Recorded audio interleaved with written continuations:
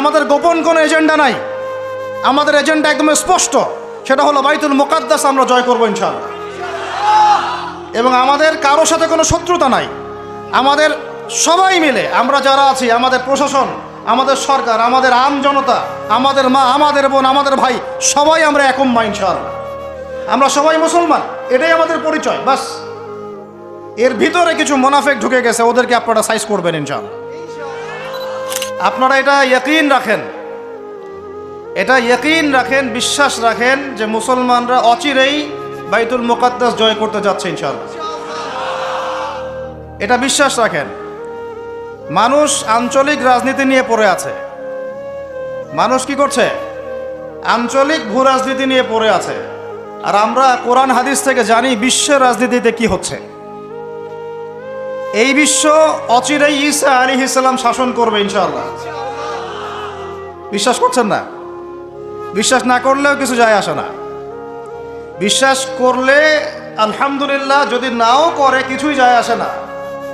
কারণ আমরা কোরআন এবং হাদিস থেকে 100% নিশ্চিত যে ইনশাআল্লাহ অতি সত্বর অচিরেই বাইতুল মুকাদ্দাস মুসলিমদের হাতে আসছে ইনশাআল্লাহ। নবী সাল্লাল্লাহু আলাইহি ওয়াসাল্লাম বলে গেছেন, সারা পৃথিবীর যত জালেম তারাও যদি একত্রিত হয়ে এই হাদিসগুলোকে পরিবর্তন করার চেষ্টা করে, ভবিষ্যৎবাণীগুলোকে পরিবর্তন করার চেষ্টা করে, তারা পারবে না ইনশাআল্লাহ। তো এই যদি হয় আমাদের গন্তব্য, তাহলে আমাদেরও তো একটা প্রস্তুতির দরকার আছে নাকি? তো সেই প্রস্তুতিটা শুরু হবে আগে নিজের ইলমের মোজাকারা থেকে।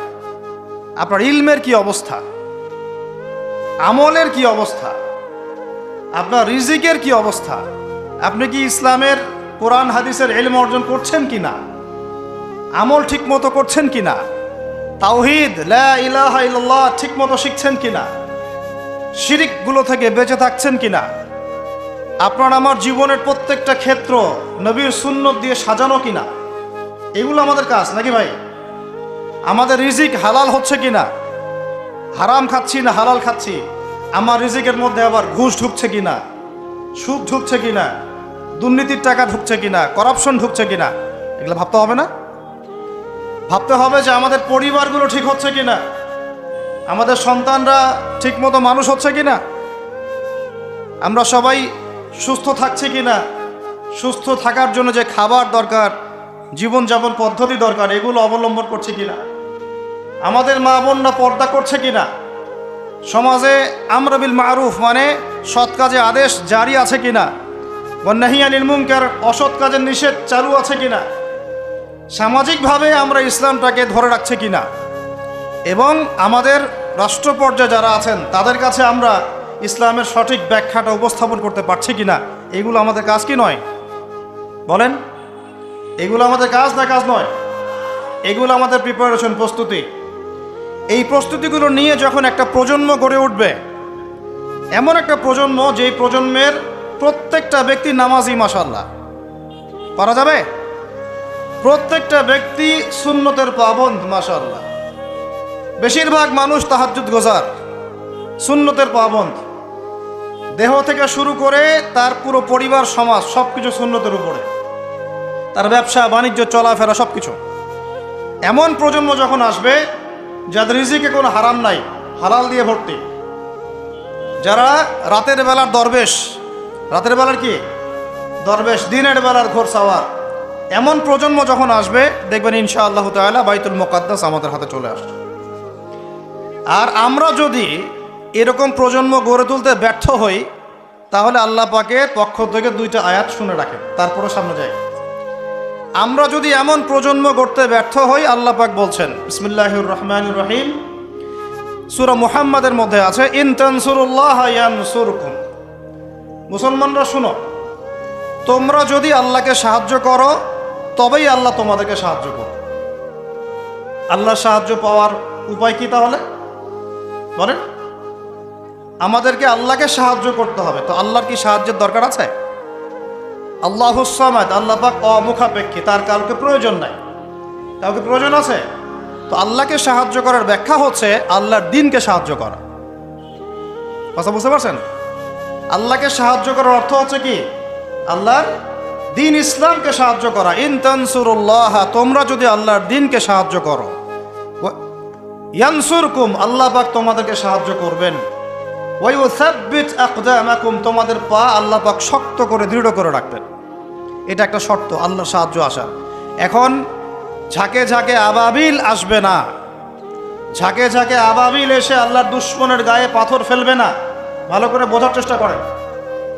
এখন ঝাঁকে ঝাঁকে আবাবিল এসে, তৈরন আবাবিল এসে ওই হস্তি বাহিনীর গায়ে পাথর ফেলবে না। এখন সেই যুগ নয়, এখন পাথর আপনাকেই ফেলতে হবে। কথা বুঝতে পারছেন? এই পাথর ফেলার দায়িত্ব এখন মুসলমানদের হাতেই নিতে হবে। ঠিক ওই দায়িত্ব মুসলমানরা যখন নিয়েছিল, বাইতুল মুকাদ্দাস আমাদের হাতেই ছিল। যখন থেকে আমরা ওখান থেকে সরে গেছি, তখন থেকে আস্তে আস্তে আস্তে আস্তে ওগুলো ক্রুসেডারদের হাতে চলে গেছে, জায়নিস্টদের হাতে চলে গেছে, ইহুদিদের হাতে চলে গেছে, নাসারাদের হাতে চলে গেছে। দুঃখজনক না এটা আমাদের জন্যে? লজ্জার না? লজ্জা। তবে ইনশাআল্লাহু তাআলা আমরা নিশ্চিতভাবে বলতে পারি এই গ্লানি আমরা কাটিয়ে উঠবো ইনশাআল্লাহ। পুরো বিশ্বে আপনি মুসলমানদের সংখ্যা হিসাব করলে দেখবেন কোটি কোটি কোটি কোটি অজস্র মুসলিম, অজস্র মুসলিম। এত অজস্র সংখ্যক মুসলিম থাকার পরেও সারা বিশ্বে মুসলমান আজকে নির্যাতিত, নিপীড়িত। কেন? এটা তো হওয়ার কথা ছিল না। কারণ এইগুলাই, আমরা নামাজ ছেড়ে দিয়েছি, আমরা মসজিদ ছেড়ে দিয়েছি, মসজিদমুখী না হয়ে আমরা মোবাইলমুখী হয়েছি। এখন আমরা কোরআনমুখী না হয়ে গার্লফ্রেন্ডমুখী হয়েছি। আমরা এখন হালাল রিজিক বাদ দিয়ে সুদ খাচ্ছি। আমরা এখন আল্লাহর পথে দাওয়াত এবং জিহাদের মেহনত বাদ দিয়ে পাবজি, ফ্রি ফায়ার নিয়ে পড়ে আছি। যুব সমাজ মাদক নিয়ে পড়ে আছে। আলেমদের মধ্যে একটা শ্রেণী তাদের দায়িত্ব এড়িয়ে যাচ্ছেন, আপোষে ইখতিলাফি বিভক্ত হয়ে যাচ্ছেন। উম্মাকে আমরা টুকরা টুকরা করে ফেলছি এবং উপর থেকে আমাদেরকে সহযোগিতা করা হচ্ছে না। এই সার্বিক বিষয়গুলো যখন একত্রিত হয়েছে, তখন উম্মতের উপরে গ্লানি, লাঞ্ছনা নেমে এসেছে। আমরা চাই না এটা আমাদের উপর থাকুক, ইনশাআল্লাহ থাকবেও না। আমি বলছি কখন থাকবে না? যখন আমরা আল্লাহর দিনকে সাহায্য করব। এখন একজন ভাই নামাজই পড়ে না, সে কি আল্লাহর দিনকে সাহায্য করতে পারবে? একজন ভাই কোরআন তেলাওয়াতও করতে পারে না, সে কি আল্লাহর কোরআনের দাওয়াত মানুষকে দিতে পারবে? একজন ব্যক্তি সুন্নতের উপর আমল করছে না, সে কি মানুষকে সুন্নতের দিকে ডাকতে পারবে? একজন ব্যক্তি হালাল খায় না, সে কি হালাল অর্থনীতি নিয়ে কথা বলতে পারবে?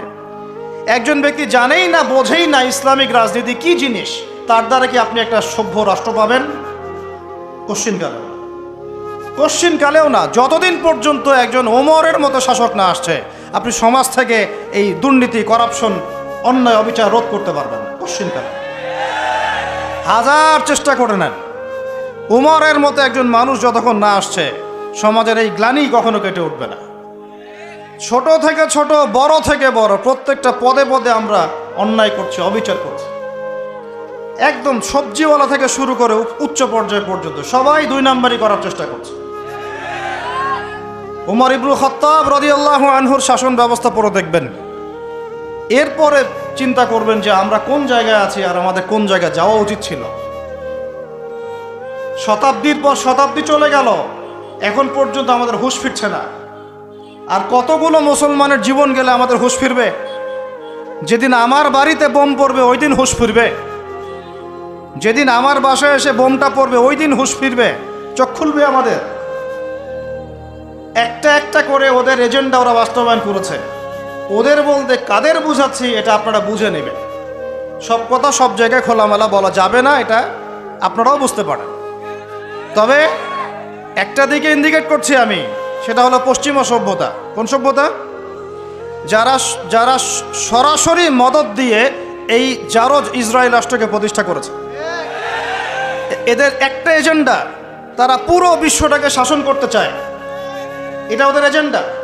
এই এজেন্ডাটাকে বাস্তবায়ন করার জন্য তারা প্রথমত মুসলমানদের মধ্যে বিভক্তি সৃষ্টি করেছে, তারপরে মুসলমানদেরকে 60-70টা রাষ্ট্রে বিভক্ত করে দিয়েছে, মুসলমানদের খেলাফত ব্যবস্থাকে ধ্বংস করে দিয়েছে, মুসলমানদের অর্থনীতির মধ্যে সুদ চালু করে দিয়েছে। এরপরে সংস্কৃতির অঙ্গনের মধ্যে শিরকের বিষ বাষ্প ঢুকিয়ে দিয়েছে। এরা মুসলমানদের সাথে এমন প্রতারণা করেছে যে মুসলমানরা ওকে যদি বন্ধুরূপে গ্রহণ করে ওর আর শত্রুর প্রয়োজন নাই। ওরা আরো কি করেছে, ওরা আমাদের শিক্ষা ব্যবস্থাটাকেও ধ্বংস করার চেষ্টা করেছে এবং আস্তে আস্তে সেদিকে তারা সফলও হচ্ছে। এরপরে আমাদের হুঁশ ফিরছে না। আর যখন মুসলমানরা ঈমান কালিমা এসব চেতনা নিয়ে দাঁড়ানোর চেষ্টা করেছে, যারাই দাঁড়ানোর চেষ্টা করেছে ওই প্রত্যেকটা রাষ্ট্রকে তারা আক্রমণ করেছে। বিশ্বের বুকে তাকিয়ে দেখেন, একটা একটা করে নাম মেনশন করা যাবে।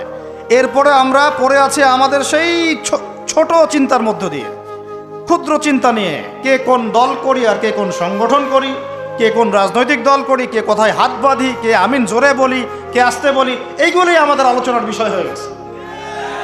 এখন পর্যন্ত বুঝতে পারলাম না যে আমরা সবাই মিলে একটা জাতি, একটা উম্মাহ।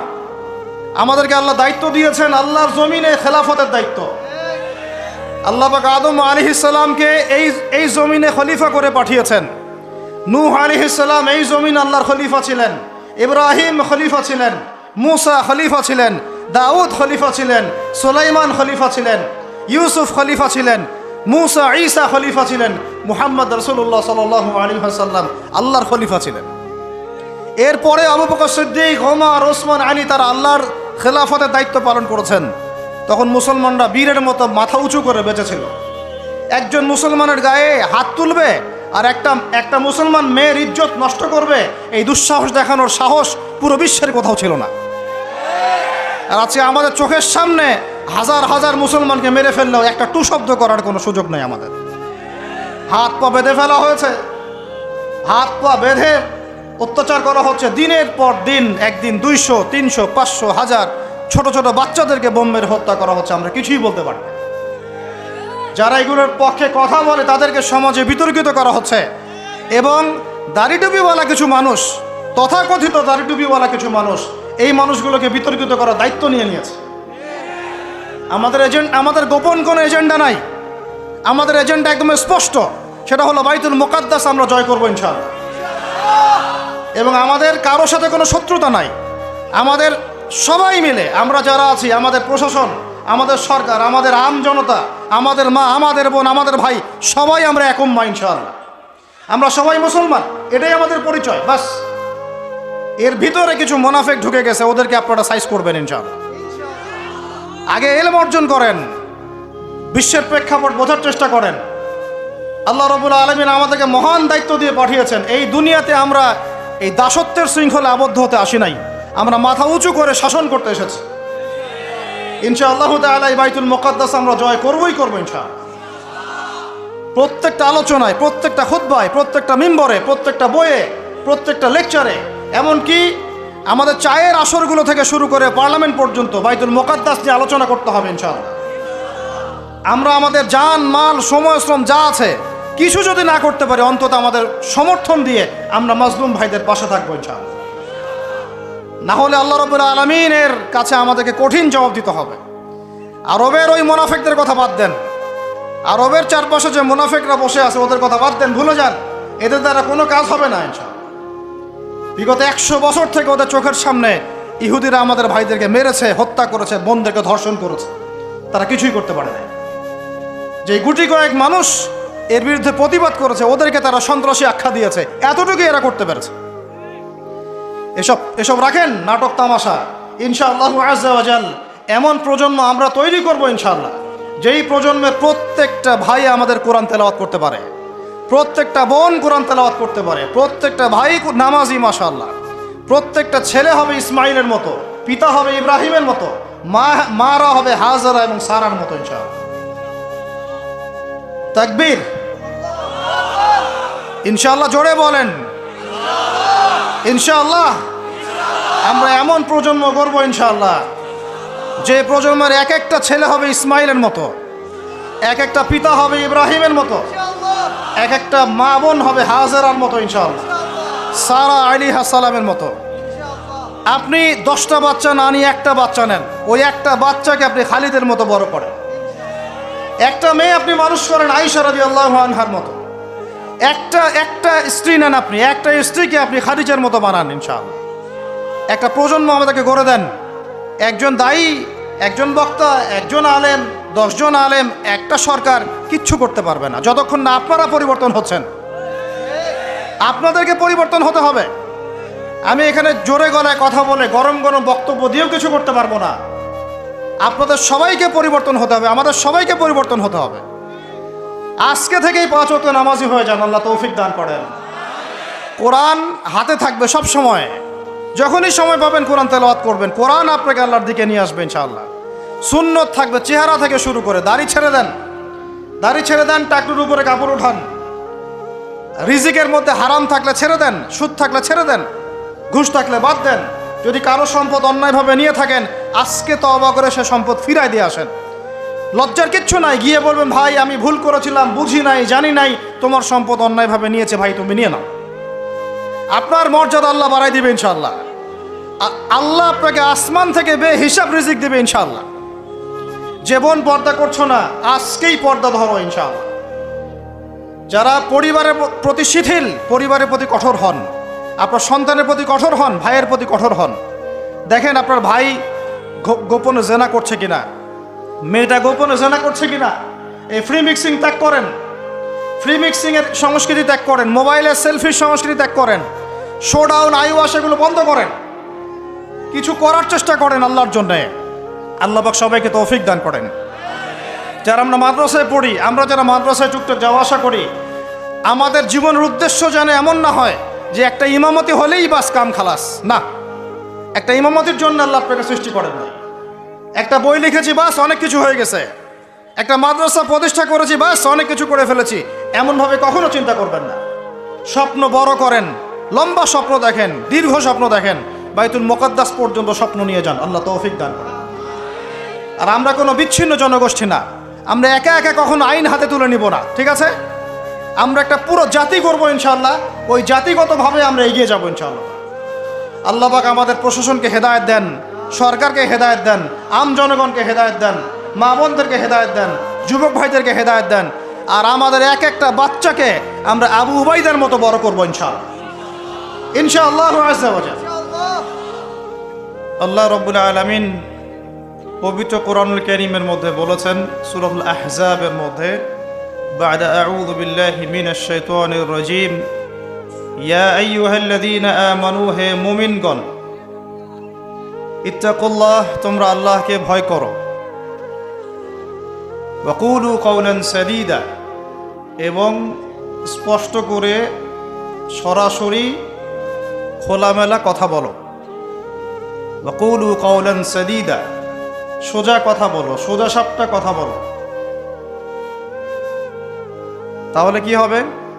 ওয়া কুলু কাওলান সাদীদা ইউসলিহ লাকুম আমালাকুম, যদি এই কাজগুলো করো, ঈমান আনো, তাকওয়া অবলম্বন করো, সরাসরি সত্য কথা বলো, খোলামেলা কথা বলো, তাহলে ইউসলিহ লাকুম আমালাকুম, আমি আল্লাহ তোমাদের সব আমলগুলোকে সংশোধন করে দেব ইনশাআল্লাহ। ওয়া ইয়াগফির লাকুম যুনুবাকুম, একই সাথে তোমাদের সমস্ত গুনাহগুলো মাফ করে দেব ইনশাআল্লাহ। ওয়া মান ইউতিইল্লাহা ওয়া রাসূলাহ, যে ব্যক্তি আল্লাহ এবং তার রাসূলের আনুগত্য করে, যে ব্যক্তি আল্লাহ এবং তার রাসূলের আনুগত্য করে, ফাকাদ ফাযা ফাওজান আযীমা, সে ব্যক্তি মহান সাফল্য অর্জন করলো। সুবহানাল্লাহ। তো আমরা এখন কথাবার্তা যখন বলবো, খোলামেলা কথা বলবো ইনশাআল্লাহ। এর আগে আমাদেরকে ইমানদার হতে বলা হয়েছে এবং তাকওয়া অবলম্বন করতে বলা হয়েছে। আর এই তাকওয়া সম্পর্কে নবী সাল্লাল্লাহু আলাইহি ওয়াসাল্লাম বলেছেন, আত-তাকওয়া হাহুনা, তাকওয়া হচ্ছে এখানে। এই বলে তিনি তার বুকের দিকে 3 বার ইশারা করেছেন, আত-তাকওয়া হাহুনা, আত-তাকওয়া হাহুনা, আত-তাকওয়া হাহুনা, অর্থাৎ তাকওয়া এখানে, তাকওয়া এখানে, তাকওয়া এখানে। অর্থাৎ তাকওয়া হচ্ছে কলিজার ভিতরে, অন্তরের ব্যাপার। কে কত বড় মুত্তাকি এটা তার লেবাস পোশাক দিয়ে প্রমাণ হবে না, তার রাজনৈতিক ক্ষমতা দিয়ে প্রমাণ হবে না, তার অর্থনৈতিক ক্ষমতা দিয়ে প্রমাণ হবে না, তার দাড়ি টুপি পাগড়ি জুব্বা দিয়েও প্রমাণ হবে না কে কত বড় মুত্তাকি। কে কত বড় মুত্তাকি এবং পরহেজগার ব্যক্তি, এটা শুধুমাত্র আল্লাহ পাক জানেন। এখন চলমান যে প্রেক্ষাপট চলছে, এই প্রেক্ষাপটে আমাদের জন্য একটা গুরুত্বপূর্ণ সূরা আছে। এই সূরাটার উপরে আমরা সংক্ষিপ্ত কিছু আলোচনা করে আপনাদেরকে মৌলিক কিছু শিক্ষা ব্যাখ্যা করার চেষ্টা করব ইনশাআল্লাহ আযজা ওয়া জাল। ওয়া মা তাওফীকি ইল্লা বিল্লাহ আলাইহি তাওয়াক্কালতু ওয়া ইলাইহি উনীব। তার আগে আমাকে বলেন, দুটো প্রশ্ন করব আগে। আল কোরআনের জন্য জীবন দিতে চান কারা কারা? এবার আমাকে বলেন, আল কোরআনুল কারীম জীবনে অন্তত একবার খতম করেছেন কতজন? মাশাআল্লাহ, 4। আল কোরআনের অর্থগুলো পড়ার চেষ্টা করেছেন কতজন জীবনে? মাশাআল্লাহ মাশাআল্লাহ। জীবনে অন্তত একবার আল কোরআনের তাফসীর ঘাটাঘাটি করেছেন কতজন? আচ্ছা, আমরা যে প্রশ্নগুলো করলাম সেখানে একটা বিষয় স্পষ্ট, যে কোরআনের প্রতি আমাদের আবেগের কোনো কমতি নাই। কোরআনের প্রতি আমাদের আবেগের কোনো কমতি নাই। আমরা কোরআনের জন্য জীবন পর্যন্ত দিতে প্রস্তুত, রাজি আছি, তাই তো? কিন্তু দুঃখের বিষয় হচ্ছে আমাদের মধ্যে বেশিরভাগ মানুষই কোরআন তেলাওয়াত করতে পারে না। তো যে জাতির প্রত্যেকটা ঘরে ঘরে একজন করে হাফেজ বা একজন করে আলেম তৈরি হচ্ছে না, সেই জাতির মাধ্যমে আল্লাহর জমিনে কোরআনের বিধান বাস্তবায়ন কতটুকু হতে পারে এটা আপনারা চিন্তা করবেন। একটা নিয়াত করি আমরা আজকে, যে আমাদের মধ্যে এমন কোনো ব্যক্তি যেন না থাকে যে বিশুদ্ধ করে কোরআন তেলাওয়াত করতে পারে না। আল্লাহ তাআলা কবুল করেন। তাহলে আমরা